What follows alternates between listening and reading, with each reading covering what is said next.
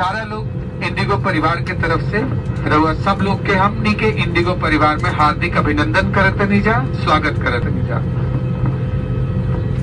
Captain प्रतीक बारे साथ में कॉकपिट में और हमनी के छोटा सा परिवार इंडिगो परिवार है जा मर्सी, सोनिका, यशी और कोमल इंचार्ज बारी। आज थोड़ा सा हल्का लोड बा, अभी तक दिवाली छठ के टाइम आ गई, वापस आए में ज्यादा भीड़ रहा था, जाए में थोड़ा कम। भोजपुरी समझ में आओ था सब कोई के हिंदी में ट्रांजिशन करी। भोजपुरी ठीक बा, बहुत बढ़िया। बिहार में तो बहुत भाषा बा, मगही, मैथिली, ठेठी, मगर हमरा के खाली भोजपुरी आवेला, मगर फिर भी चलता। रउआ लोग के एक परिवार के सदस्य हमनी के समझे नहीं जा, भले हम रहम जहाज में ना रहम, कोई और कप्तान रहे, कोई और क्रू रहे।